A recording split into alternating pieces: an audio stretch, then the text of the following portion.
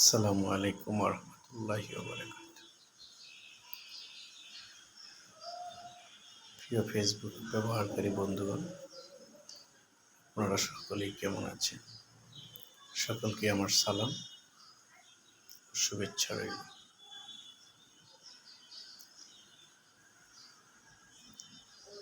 একটি কথা বলার জন্য এই ভিডিও বার্তা।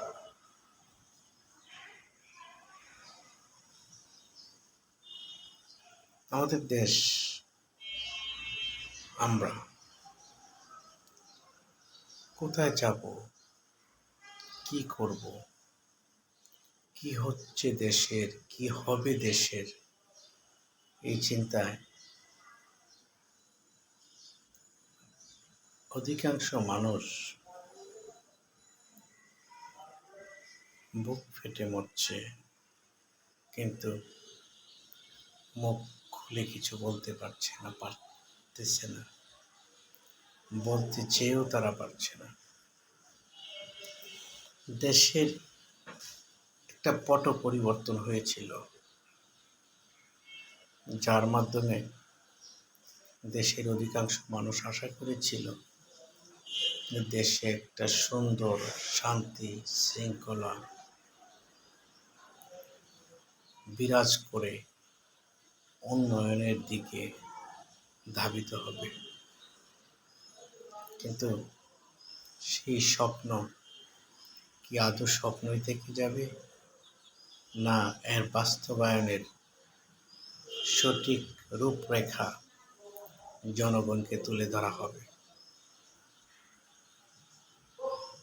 তার কোনো স্পষ্টতা এখনো পাওয়া যাচ্ছে না। যে কারণে সাধারণ মানুষ দিশেহারা প্রতীকের মতো ঘুরে ছুটছে। দেখেন, অন্তর্বর্তীকালীন একটা সরকার এদেশে প্রতিষ্ঠিত হয়েছে, যেটা কোনো গণতান্ত্রিক সরকার নয়, সাধারণ মানুষের ভোটাধিকারের সরকার নয়। অনেকেই বলছেন এটা বিপ্লবের সরকার, অনেকেই বলছেন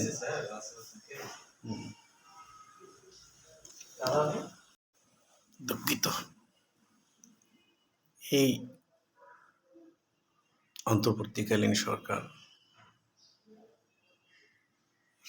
প্রধান হয়ে যিনি দায়িত্ব গ্রহণ করেছেন, তিনি খুব সাধারণ একজন মানুষ নয়। পৃথিবীতে যদি কিছু অসাধারণ ব্যক্তিত্ব থাকে, তার মধ্যে তিনি একজন, যিনি আন্তর্জাতিক পরিমণ্ডলে স্বনামধন্য এবং সুপরিচিত মানুষ, একজন নোবেল লরিয়েট আমাদের এই দেশের শাসন ভার কাঁধে নিয়েছেন। তার ব্যক্তিগত কোনো চাহিদা, আশা, আকাঙ্ক্ষা, লোভ কোনো কিছু নেই বলে আমি ব্যক্তিগতভাবে মনে করি। নিঃসন্দেহে উনি এই দেশটাকে এগিয়ে নিয়ে যাওয়ার জন্য ওনার কাঁধে দায়িত্ব নিয়েছেন, কিন্তু ওনার একক সততা, একক বুদ্ধিমত্তা এবং একক চেষ্টায় একটি দেশ, ২০ কোটি মানুষের দেশ, ৫৫,৫৯৮ বর্গ কিলোমিটারের দেশ একা এগিয়ে নিয়ে যাওয়া সম্ভব নয়। এর জন্য সহযোগিতা করতে হবে এই সরকারের অন্যান্য উপদেষ্টাদের।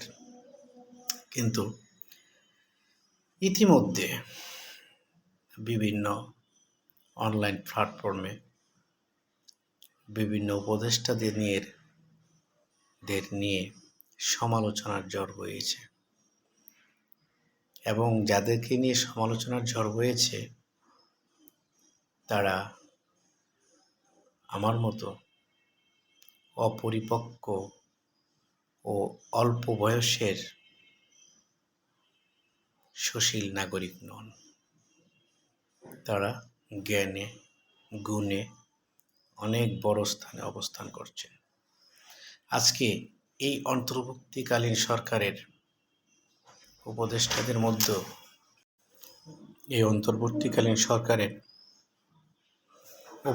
মধ্যে যারা প্রবীণ,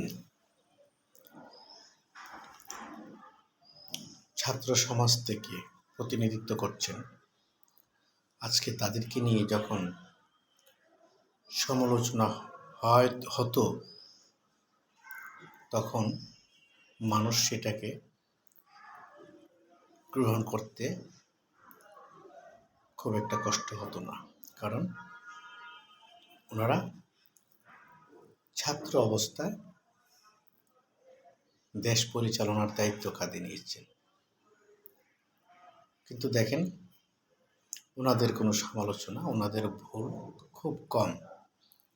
সমালোচনা তাদেরই হচ্ছে যারা অভিজ্ঞ, এক্সপার্ট, বিভিন্ন কাজে, বিভিন্ন পরিমণ্ডলে, যারা নিজেকে সমাদৃত বলে আখ্যায়িত করেছেন বলবো আমি, তাদের।